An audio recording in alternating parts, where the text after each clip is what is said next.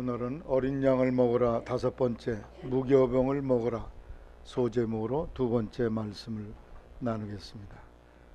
하나님께서 출애굽하는 전날 밤에 어린 양 고기를 집안에서 먹되 무교병과 함께 먹으라고 말씀을 하셨습니다. 이 무교병은 누룩을 넣지 아니한 딱딱한 떡을 의미합니다. 지난 주일날 세 가지 누룩을 버려야 된다 그랬어요. 바리새인의 누룩, 사두개인의 누룩, 헤롯의 누룩을 버려야 된다, 그런 말씀을 나누었습니다. 오늘은 지난주에 이어서 이 무교병을 먹으라 두 번째, 출애굽하는 백성들이 양고기와 더불어 먹었을 뿐 아니라 광야에서 하나님께 제사 드릴 때에도 성소에 반드시 이 무교병 떡을 하나님께 바치도록 그렇게 했던 것입니다. 이 무교병이라는 것은 이스트나 그런 누룩을 넣어서 부풀려 가지고 크게 만든 그런 떡이 아니라 딱딱한 떡을 말하는 거예요. 그런 떡을 먹으라고 그랬어요. 그럼 이 무교병을 먹으라는 말씀의 뜻이 무엇일까요? 첫째로 신속히 떠나라, 그런 말씀이에요. 따라하세요. 신속히 떠나라. 지금 떠나라는 거예요. 출애굽은 신속히 실행되어져야 된다는 것입니다. 애굽에서 탈출하는 사건은 빨리, 재빨리, 잽싸게, 신속하게 이루어져야지 출애굽이 이루어진다는 거죠. 그래서 뭐 음식을 장만하고 유교병을 만드느라고 그 시간을 걸리고 이러면은 바로가 와서 그냥 잡아챈다는 거죠. 여러분, 유교병이라는 건 뭡니까? 누룩을 넣어서 밀가루를 반죽을 부풀려요. 큰 덩어리가 되게 한 뒤에 그것을 음식으로 만드는 것 아닙니까? 그걸 부풀리는데 시간이 많이 걸려요. 제가 생각엔 적어도 한 대여섯 시간은 시간이 걸리지 않을까요? 그렇게 해서 그런 시간이 걸리는 동안에 그 유교병을 만드는 동안에 도망가야 된다. 빨리 애굽을 탈출해야 되는데 그거 부풀리다 보면 그냥 그 시간에 바로가 와서 그들을 출애굽할 수 없도록 묶어버리고 만다는 것이죠. 그래서 출애굽기 12장 34절에 발교되지 못한 반죽으로 무교병을 구웠으니 이는 그들이 애굽에서 쫓겨남으로 지체할 수 없었으며 아무 양식도 준비하지 못하였습니다. 애굽에서 지금 쫓겨나 도망가는 신세인데 빨리 도망가려면 언제 빵을 부풀리고 구워? 그럴 시간이 없잖아요. 그래서 그냥 반죽한 떡 그것을 가지고 나오게 되었다, 그런 말씀입니다. 신명기 16장 3절에 유교병을 그것과 아울러 먹지 말고 7일 동안 무교병을 먹는데 내가 애굽 땅에서 속히 나왔기 때문에 이 무교병을 먹게 되었다고 그랬어요. 따라서 속히 나왔으므로 빨리 나와야 되기 때문에 무교병을 먹어야 된다는 거죠. 그 빵을 부풀릴 시간적 여유가 없었다는 말씀이. 만드는데 시간이 안 걸려요. 발효하는데 시간이 불필요해. 금방 물에 개가지고 철판에 얹어놓으면 그냥 떡이 되는 그런 상태가 바로 이 무교병인 것입니다. 그래서 아주 배가 고프면 빨리 만들어 먹는 떡이 바로 무교병이에요. 사울 임금이 하나님의 뜻을 거역하다가 나라가 극한의 위기에 처합니다. 그때 그가 하나님께 기도로 도움을 청할 사람이 없으니까 엔돌에 가서 무당을 만나가지고 그에게 정죄를 보는 거예요. 사무엘 선지자를 불러달라는 거예요. 근데 거기 성경에 보면 사무엘이 나타나서 너 이번 전쟁에 죽는다 그랬더니 그 얘기를 듣자마자 그냥 기진맥진 진액이 쫙 빠져서 맥이 없이 쓰러졌다고 그랬어요. 그때 이 엔돌의 무당이 이 왕을 위해서 급히 음식을 만든 것이 무교병이야.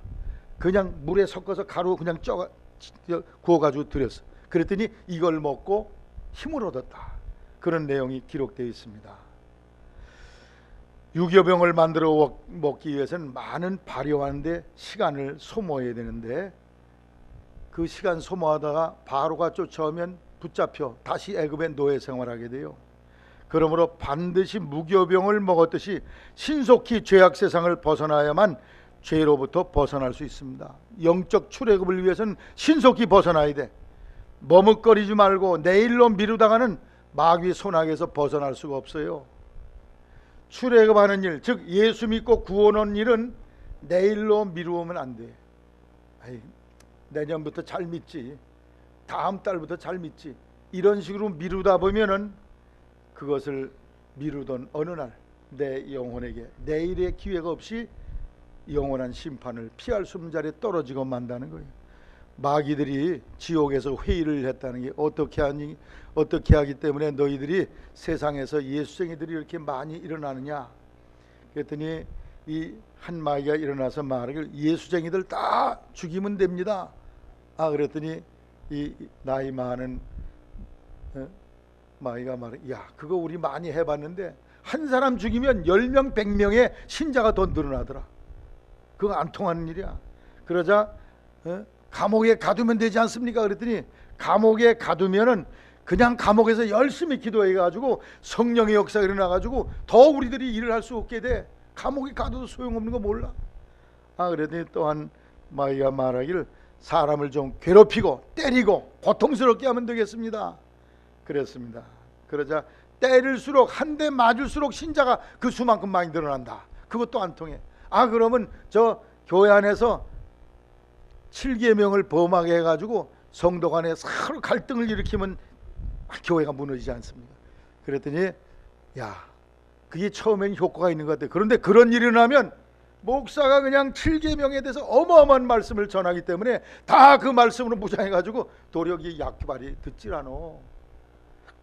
그러자 제일 늙은 악마가 꾀를 냈습니다. 예수 잘 믿게 하고 기도도 열심히 하게 하고 성경도 읽고 전도도 하고 부흥회도 나가고 사랑도 실천하게 하는데, 그러나 오늘은 말고 내일부터 하자. 따라하세요. 오늘은 말고 내일부터 하자.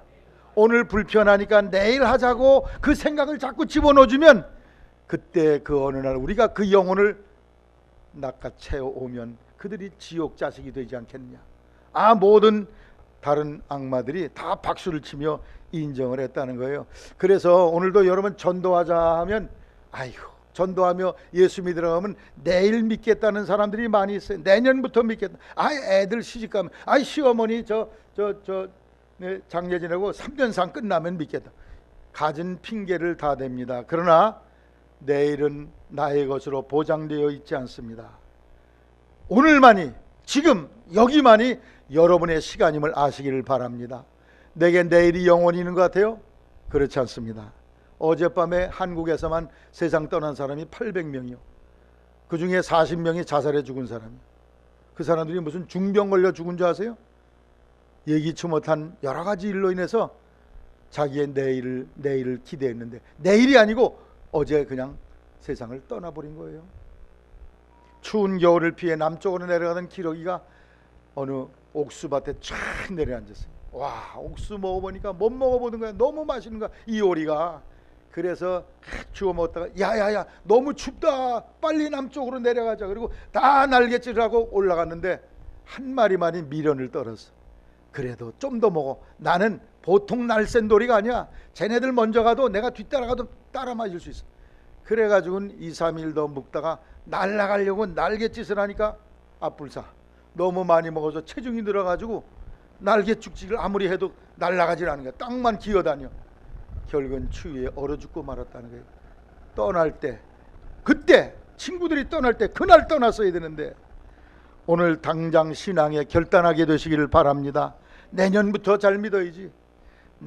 다음 달부터 내일부터 잘 믿어야지. 천만에 여러분 오늘 당장 믿음에 결단하게 되기를 바랍니다. 세번역 히브리 4장 6절에 오늘이라 하는 그날 너희가 하나님의 음성을 듣거든 너희는 마음을 완고하게 하지 말고 그 말씀을 순종하라. 오늘 여러분에게 최대의 시간임을 알게 되시기를 바랍니다. 잠언 27장 1절에 너희는 내일 일을 자랑하지 말라. 하루 동안에 무슨 일이 일어날는지 내가 알 수 없습니다. 오늘 하루 동안에 무슨 일이 일어날지 모른다는 거예요. 히브리 3장 13절에도 오늘이라 하는 그날 서로 성도를 권면하고 위로하고 사랑을 베푼 일을 하라고 했어요. 언제? 오늘. 다음 달부터 내가 여선교회 회장 된 뒤부터. 그때로 미루지 말고 언제 하라고요? 오늘 하라는 거예요. 오늘. 지금 하라는 말씀이에요. 야고보 4장 13절에 들으라 너희 중에 말하기를 오늘이나 내일이나 우리가 아무 도시에 가서 거기서 1년을 유하며 장사하여 이익을 보리라 하는 자들아 내일 일을 너희가 알지 못한도다. 너희 생명이 무엇이뇨? 너희는 잠깐 보이다가 없어지는 안개니라. 신앙의 결단은 오늘 지금 여기서 해야 합니다. 내일은 더 이상 내 것이 아닐 수가 있어요. 출애굽의 결단은 오늘 지금 여기서 해야 해요. 집에 가서 생각해보고 남편과 의논해보고 미루지 말게 되시길 바랍니다. 때는 늦으리 그날이 올 수 있어요. 봉사의 결단도 내일로 미루지 마세요. 내일은 더 이상 내 것이 아닐 수 있습니다. 여러분 삼손이 자기에게 주신 어마어마한 능력과 달란트를 가지고 고난당하는 백성들을 위해서 봉사하고 섬기고 일을 해야 되는데 그 일 하지 아니하고 맨날 주색잡기에 놀다가 여자하고 바람피다가 나중에는 머리칼이 깎이고 두 눈이 뽑히고 연자맷돌을 돌리는 비참한 저주받은 그런 인생이 되어버린 걸 볼 수가 있어요. 오늘 주님을 위해 봉사할 재능을 주셨습니까? 은사를 주셨습니까? 시간을 주셨습니까? 물질을 주셨습니까? 오늘 봉사하시기를 바랍니다. 내년부터 잘하겠지. 내년으로 미루지 마세요. 오늘 잘하세요. 마태복음 24장 14절이면 달란트 비유 중에 갑절로 남긴 종들은 어떻게 봉사했어요? 따라하세요. 바로 가서 장사했다고 그랬어요. 1년 뒤에 한 게 아니라 바로 가서 달란트를 받자마자 가서 봉사했다는 거예요. 전도할 사람이 마음에 떠오르십니까? 내일로 미루지 마세요. 그 사람이 예수 믿을 기회를 여러분이 안겨주시기를 바랍니다. 내일 하지 마세요. 오늘 가서 하세요. 지금 하세요. 제가 삼양교회 전도사를 했을 때 한 번은 청년회장이 와서 눈물을 흘리며 제게 사죄하고 회개하는 걸 들었습니다. 그건 한 친구를 만나면 이에게 빨리 예수를 전하라 하는 그런 성령의 감동이 왔는데 이 사람이 좀 성격이 소극적이에요. 그래가지고는 다음에 하지 이렇게 미뤘는데 어느 날 그 친구를 찾아갔더니 자살해 죽었다는 거예요. 그러면서 전도사님 얘가 죽은 건 나 때문에 그렇습니다. 얘 죽음을 위해서 내가 미리 준비했어야 되는데 그리고 예수를 만났으면 죽지 않았을 텐데. 여러분 전도 내일로 미루지 마세요. 성령께서 감동 주실 때 오늘 하시기를 바랍니다. 내일 영원한 이별이 될 수 있어요. 영원히 다시 만날 수 없는 이별이 될 수 있습니다. 어느 이발소에 내일은 공짜 이발 이렇게 공짜 이발해드린다는 간판이 붙어 있어요. 그래서 사람들이 그걸 보고 야 그래 내일만 돼봐라 가서 공짜로 머리 깎아야지.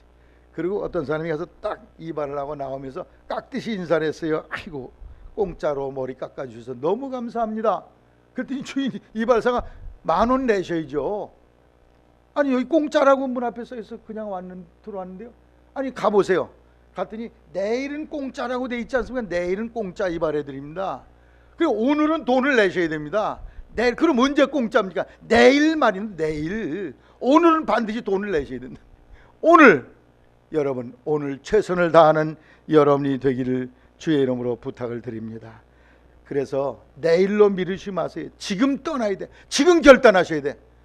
믿음 생활 출발하는 거 오늘 하시고 지금 하시고 주님을 위해 봉사하는 거 전도하는 거 내년으로 후년으로 미루지 마시고 오늘부터 열심히 하고자 하는 결의가 여러분 속에 있기를 주의 이름으로 당부를 드립니다. 그래서 무교병을 먹으라는 거예요. 지금 빨랑해서 그냥 들고 도망갈 수 있도록 더디게 유교병을 만들면서 시간 끌다가는 마귀의 덫에 그냥 잡혀버리는 거예요. 오늘 여러분이 결단하는 그러한 지금 떠나는 성도가 되기를 주의 이름으로 부탁을 드립니다. 두 번째로 고난을 감수하라. 따라하세요. 고난을 감수하라. 이 무교병을 먹으라는 것은 고난의 떡을 의미하는 것입니다. 또 떡이 맛이 없어. 딱딱해. 옛날로 말하면 개떡이라고 말, 쑥개떡, 딱딱한 떡 있죠. 먹으면 이가 많이 수고를 해야 되는 그런 떡이에요. 그래서 신명기 16장 3절에 유교병을 그것과 아울러 먹지 말고 7일 동안 무교병 곧 고난의 떡을 먹으라 그랬어요.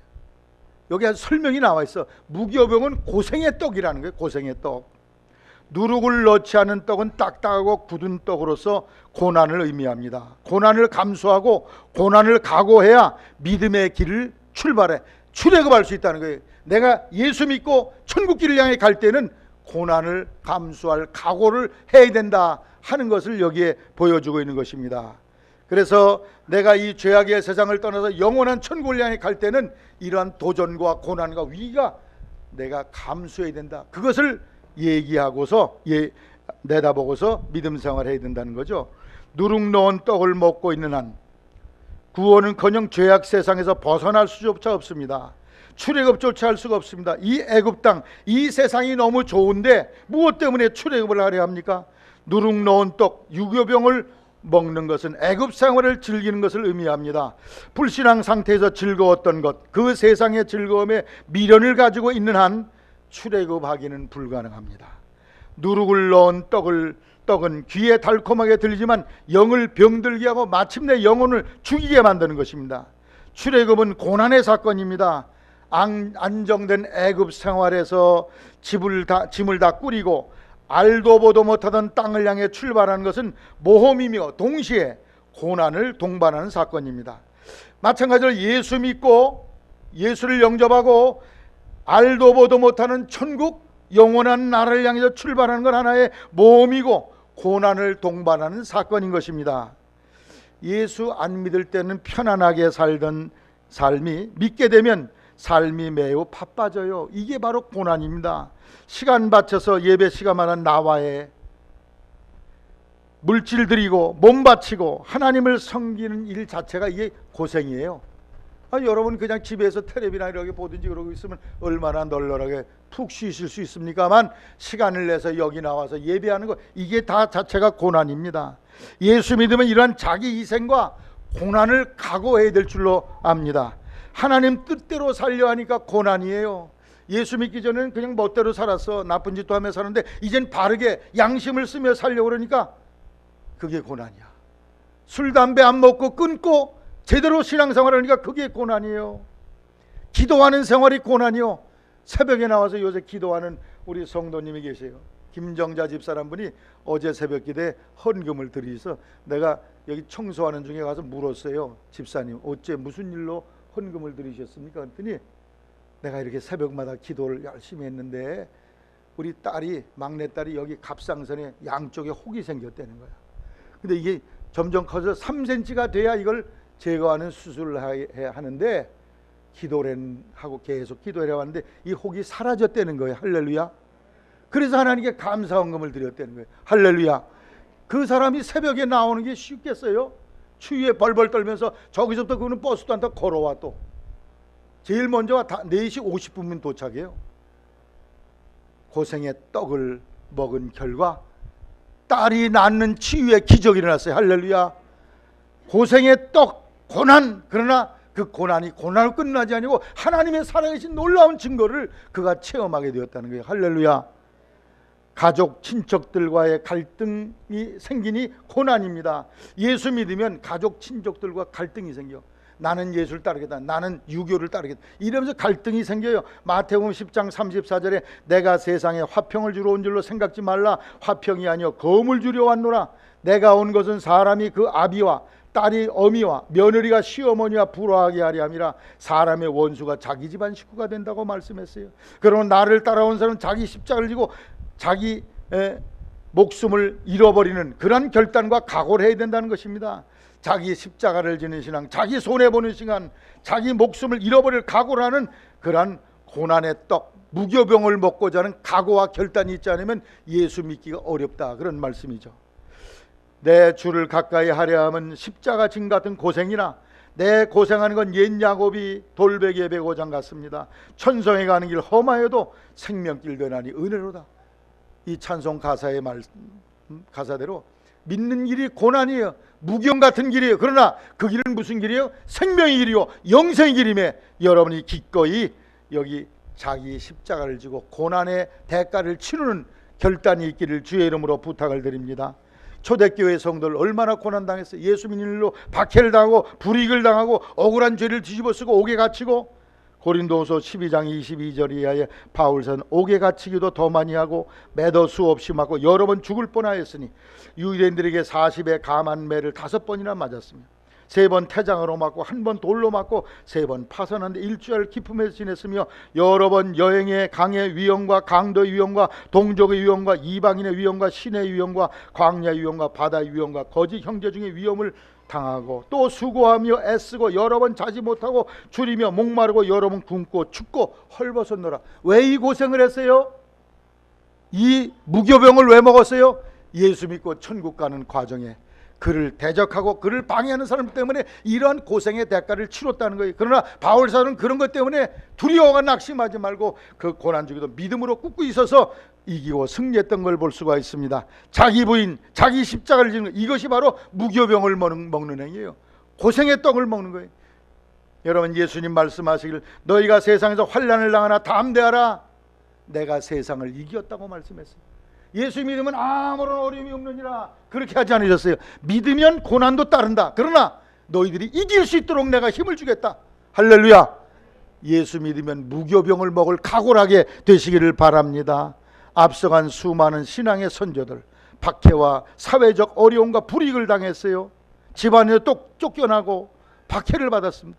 히브리 11장 35절에 믿음의 선조들 신앙을 위해서 또 어떤 이들은 더 좋은 부활을 얻고자 악형을 받되 구차히 면하지 아니하였으며 또 어떤 이들은 희롱과 채찍뿐 아니라 결박과 옥에 갇히는 시험도 받았으며 돌로 치는 것과 톱으로 켜는 것과 시험과 칼에 죽는 것을 당하고 양과 염소의 가죽을 입고 유리하며 궁핍한 환난과 학대를 받았으니 이런 사람은 세상이 감당치 못하노라. 저희가 광야와 산중과 암혈과 토굴에 유리하였느니라. 제가 예전에 소아시아 터키에 계시록에 나오는 7교회에 방문한 적이 있습니다. 거기에 간 중에 제일 기억에 남는 것은 괴레메라는 곳입니다. 거기는 산에 어마어마한 굴이 뚫려 있어요. 개미굴처럼 뚫려가지고 그 안에 들어가니까 지하에 예배당이 있고 거기에 묘지도 있고 부엌도 있고 앞서간 믿음의 선조들이 박해를 피해서 거기 들어가서 산 거예요. 학교도 다닐 수 없어. 공직자도 될 수 없어요. 먹을 걸 구하러 밤에 나왔다가 박해자들을 발견되면 양의 가죽을 뒤집어 쓰고 짐승처럼 기어다니고 그런 삶을 살았다는 거예요. 저희가 산중과 광야와 암열과 토굴에 유리하며 양과 염소의 가죽옷을 입고 유리 방어했다. 우리의 선조들이 왜 이런 고난을 겪었습니까? 이 출애굽의 사건이 영원한 생명을 주는 축복의 약속이기 때문에 저들이 기꺼이 고난에 동참했던 것을 볼 수 있습니다. 시편 119편 71절에 고난당하는 것이 내게 유익이라 이로 인하여 내가 주의 윤례를 배우게 되었다 그랬어요. 마태복음 5장 11절로 12절에 나를 인하여 너희를 욕하고 핍박하고 거짓으로 너희를 거스려 모든 악한 말을 할 때는 너희에게 복이 있나니 너희 기뻐하고 즐거워하라. 하늘에서 너희의 상이 큼이라. 너희 전에 있던 선지자들 이같이 핍박하였느니라. 예전에 공산 국가에서 예수 믿는 이들을 색출했는데 12명의 아주 지독한 예수꾼들을 발견해서 저들을 고문을 시키는데 겨울에 꽁꽁 얼어 빠진 그 냇가로 들어가서 구멍을 뚫고 거기다 다 얼려 죽이는 거예요. 12명을. 그러나 저들은 두려워하지 아니하고 열심히 기도하고 찬송하면서 얼어 죽는 거예요. 거기서 그 앞에는 고문하는 집행관들이 있어가지고 뜨거운 목욕물을 끓여놓고 회개만 해라, 너희들이 돌아서기만 해라, 예수 포기만 하면 여기서 따뜻하게 살려주겠다. 11명, 12명이 다 죽어가고 있어요. 그런데 그 12명 중에 한 사람이 견디다 못해 나 예수 안 믿겠어요 그러고 살려달라고 소리를 칩니다.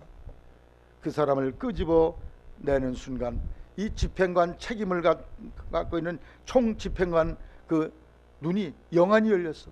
하늘로부터 12명의 천사가 면류관을 가지고 내려오는 거예요. 12명 죽는 사람들을 위해서 면류관을 씌우려고 내려오다가 이 사람이 예수 포기합니다. 그럴 때 한 천사가 낫이 굳어지면서 다시 하늘로 돌아가는 모습을 보고서 이 사람이 옷을 벗고 자기가 들어가서 도리어 저 예수 믿는 사람들이 믿는 신앙이 진실한 거고 참이다, 그리고 자기가 대신 순교의 제물이 되었다는 것 아닙니까? 사랑하는 성도 여러분, 우리가 예수 믿는 일을 인해서 세상에서 고난과 손해와 불이익을 당한다 할지라도 여러분이 끝까지 믿음을 가지고 승리하게 되기를 주님의 이름으로 부탁을 드립니다. 그래서 여러분, 우리가 이 땅에서 예수 믿고 신앙생활하고 출애굽한 이 성도들은 고난의 떡, 누룩 없는 떡, 맛 없는 떡, 고난의 떡 먹는 것을 여러분이 결단하고 그 고난의 떡을 여러분이 즐거움으로 먹는 그런 성도가 되시기를 주님의 이름으로 부탁을 드립니다. 사도들만 그런 게 아니에요. 예수님 자신도 고난의 떡을 잡으셨어. 히브리 12장 2절에 보면 예수님은 십자가를 참으사 부끄러움을 개의치 아니했다. 우리를 구원하기 위해서 당신 자신이 십자가의 고난에 동참했다는 것입니다. 안일한 신앙사 자세를 버려야 됩니다. 출애굽을 위하여 고난의 떡, 무교병을 먹어야 합니다. 그저 편안하고 무슨 소풍 가듯이 그런 식으로 안일한 신앙생활을 하면 안 돼. 철저하게 하나님을 위해서는 내 시간을 드리고 내 재능을 드리고 희생하는 그런 자기 희생적인 자세, 그 각오와 결단이 있어야 여러분이 출애굽을 할 뿐 아니라 여러분이 가나안의 축복을 누리게 될 줄로 아시기를 바랍니다. 고난의 떡, 예수님을 믿는 믿음으로 믿음 생활에 고난에 능동적으로 대처하고 동참하는 여러분 되기를 주의 이름으로 부탁을 드립니다. 끝으로 변하지 않은 말씀 그대로 먹으라. 따라서 변치 않은 말씀 액면 그대로 믿으라. 무교병은요, 여기 가루 한 대박 갖다가 물 타서 반죽을 해서 떡을 구워내면 몇 대박이 나오게요? 한 대박밖에 안 나와. 한 대박 가루를 가지고 무교병을 구우면 한 대박이 나와. 유교병 누룩을 넣으면 한 대박 가지고 몇 배가 나와요? 10배, 20배 나와. 파리바게뜨에서는 조 권사님 한 대박 넣어서 한 대박 나오게 만드나요? 한 대박 넣어서 10대박 나오게 만드나요? 10대박 나오게 만들어요. 그래야 장사가 되지. 한 대박 넣어서 한 대박은 무슨 돈이 남어. 한 대박 넣어서 10대박, 100대박 나와야 이게 장사가 될 거 아니에요. 그런데 무교병은 누룩을 안 넣어서 그냥 한 대박 넣으면 한 대박이 나와. 이 말씀, 이게 무슨 뜻이냐? 하나님의 말씀을 액면 그대로 문자 그대로 믿고 받아들이라는 교훈인 줄로 아시기를 바랍니다. 말씀을 내 멋대로 부풀리거나 과장하거나 축소한 일이 없도록 해야 돼요. 말씀을 부풀려 과장하고 축소하면 믿음의 변질이 생겨. 그때부터. 그래서 그 변질된 믿음으로는 제대로 하늘나라 백성의 삶을 갈 수가 없습니다. 변하지 않는 말씀, 여기서 한 대박이면 저희 가서도 한 대박이 되는 변치 않는 누룩, 그 떡을 먹게 되시길, 누룩 없는 떡을 먹게 되시길 바랍니다. 이 떡은 뭘 말하냐? 이 무교병은 하나님의 말씀을 말해요. 하나님의 말씀을 이렇게 변질이 되지 않은 그 누룩을 먹어야 된다, 그런 말씀이에요. 여기다가 이스트를 넣고 누룩을 넣고 인공색소, 화학조미료 잔뜩 넣으면 맛있는 것처럼 보이지만 영혼을 죽이게 돼요. 영혼을 죽이게 돼요. 그래서 우리가 하나님의 말씀은 이 누룩을 섞으면 안 돼. 요 말씀을 액면 그대로, 문자 그대로, 좀 세상 사람에게 무식한 것처럼 보여도 문자대로 믿고 따라가는 성도가 되시기를 바랍니다. 그래서 이 누룩이 들어가지 아니고 부풀려지지 않은 이 떡을 먹을 때 우리의 영혼이 강건하고 튼튼하게 되어지는 것을 볼 수가 있어요. 출애굽 시대에 이스라엘 백성들이 400년 애굽에 살았어요. 그럼 거기서 불교 믿는 사람, 유교 믿는 사람, 별 사람 다 만났을 거 아니에요. 그래서 그들의 종교를 다 받아들여. 아이고, 우리도 그럼 여호와 하나님은 옛날 하나님이니까 우리 유교 믿을까? 조상 숭배할까? 절간에 갈까? 그래가지고 유대인들이요, 하나님도 찾으면서 각종 이방 종교를 다 찾다가 여기 불교 목걸이 되고 귀걸이 되고 다 그런 식으로 살았어. 그것을 바로 버려야 된다는 말이에요. 이방 신상의 그 누룩을 다 버려야 된다는 말이에요. 그것 이방 우상 사상을 여기다 집어넣어가지고 이게 하나님이라고 잘못된 말씀으로 그들이 따라갔어. 그걸 버리라는, 그게 바로 무교병을 먹으라는 말씀이에요. 또 광야를 지나면서 중간에 만난 여러 이방 사람들이 있어. 그 사람들이 가지고 있는 종교를 그들이 받아들여가지고 하나님의 말씀에다 그걸 가감하는 거예요.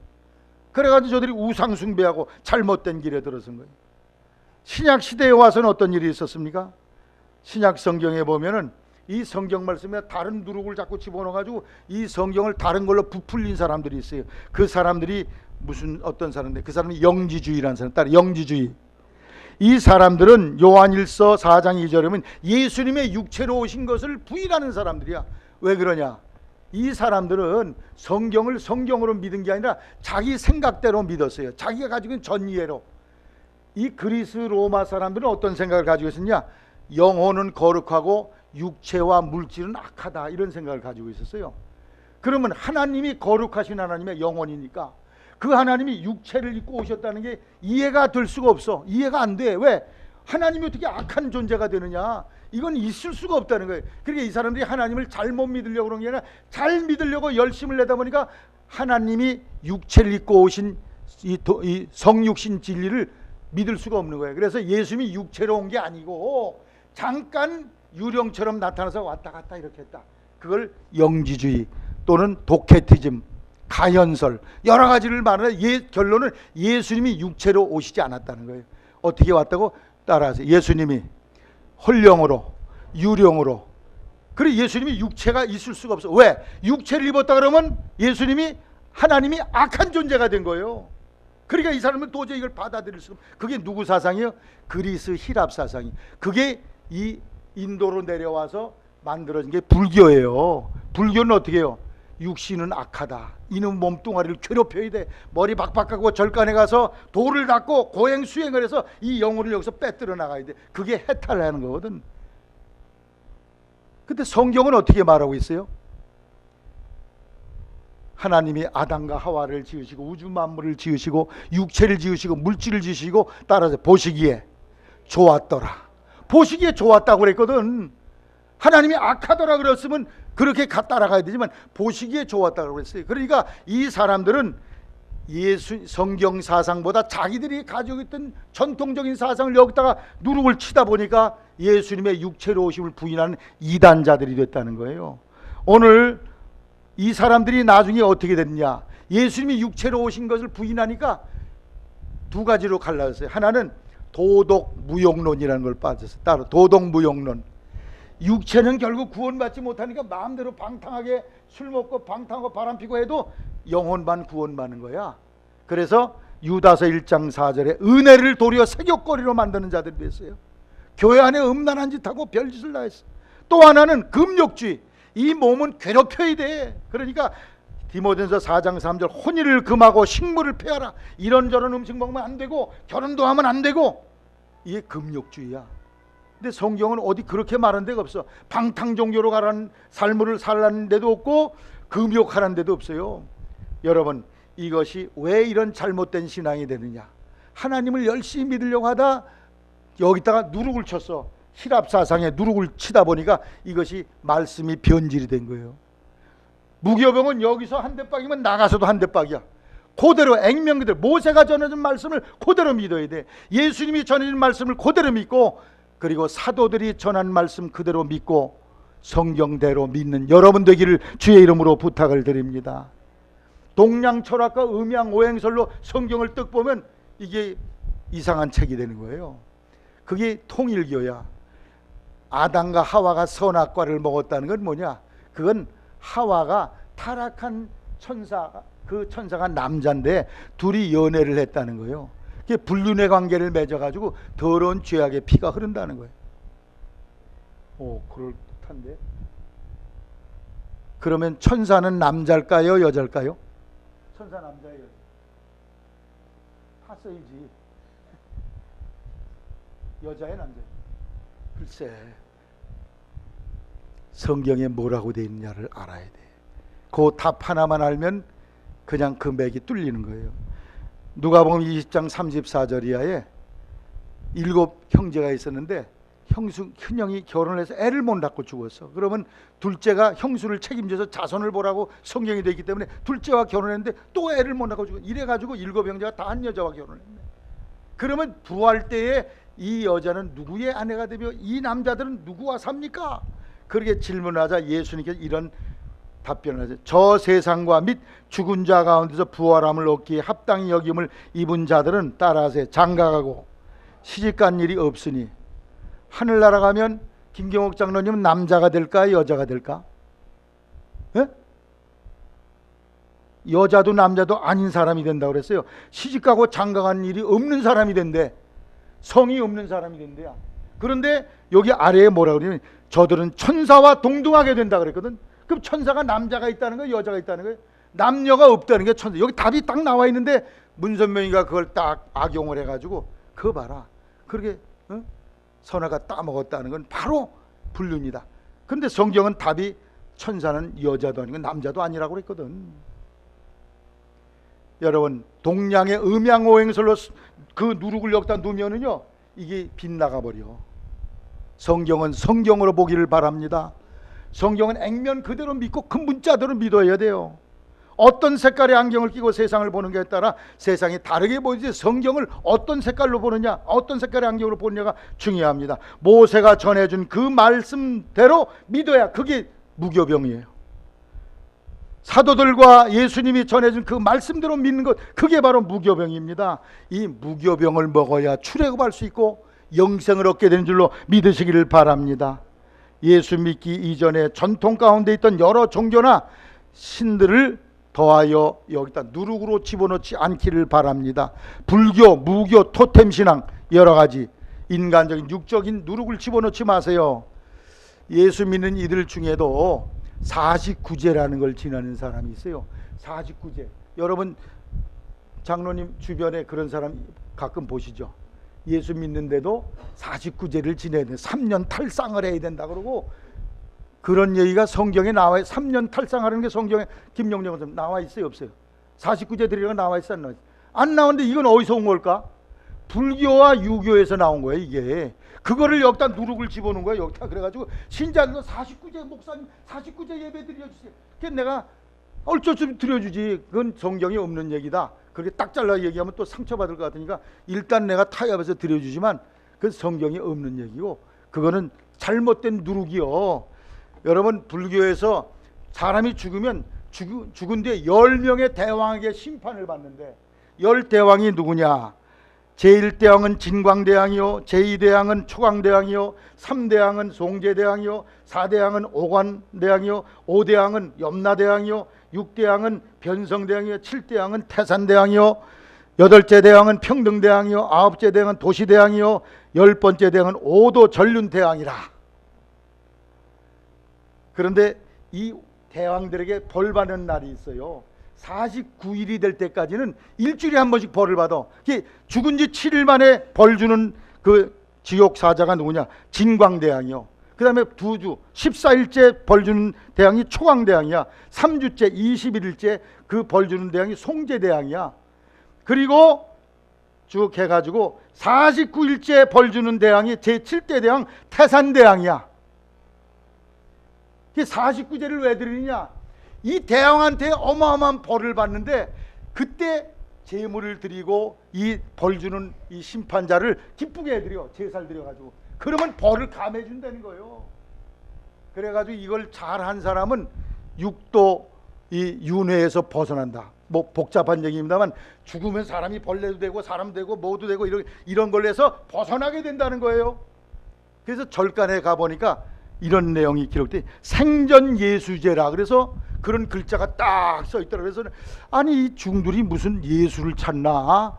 그러고 내가 사전을 찾아봤더니 생전, 살아생전에 미리 닦어. 닦을 수야. 죄를 닦는 거요. 이 열대왕에게 받을 벌을 미리 닦는 거요. 미리 닦아내. 그래서 제물을 드리고 공양을 하고 이러면 죽은 뒤에 벌 받을 열대왕의 무사 통과예요. 그냥 할렐루야.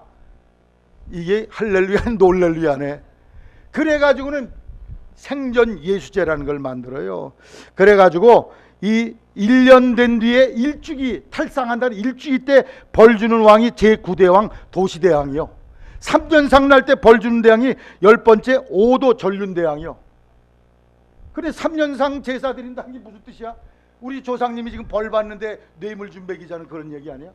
1년 탈상한다, 49제 다 귀신들에게 뇌물 주자는 그런 얘기인데, 그게 성경 여기 없는데 그걸 들여다가 성도들이 이걸 행하고 있으니 이것이 바로 유교병, 누룩을 넣은 떡이 아니고 무엇입니까? 겉으로는 예수 믿는다 그러면 속에는 다 불도자들이요. 그리고 죽으면 향불 펴야 돼야 안 펴야 돼야? 백집사님 죽은 뒤에 여기 저 상청에다가 촛불을 저 향을 피워야 돼요, 안 피워야 돼요? 글쎄, 그럼 뭐 피워야 될까, 안 피워야 될까? 피면 기침 많이 하니까 안 피워야 돼. 여러분, 왜 향을 피는 줄 아세요? 죽은 홀령이 향을 피우면 배고픈 일이 없어진대. 배가 불르대. 그래서 최소 49일 동안은 향을 피워야 되는. 저는 유교 집안에 자라가지고 우리 할머니 할아버지 돌아가실 때 집안에 상청을 해고 아침 저녁으로 또 밥상 해놓고 향불 피고, 아휴, 그거 하는 걸 내가 다 보고 살았거든. 그게 뭐예요? 죽은 조상에게 죽은 홀령 배불리는 게, 배고프지 않게 하는 게 그게 향 피우는. 우리 믿는 사람은 향불 피지 않기를 바랍니다. 근데 믿는 사람도 가면 향불을 잔뜩 피워놨어. 숨쉬기도 어려울 뻔해. 그게 뭐 하는 게 귀신들 배불리는 시간이라는 거예요. 그게 성경에 있어요, 없어요? 없는데 여기다 그 누룩을 턱 집어넣고서 그렇게 그런 신앙생활을 한단 말씀이에요.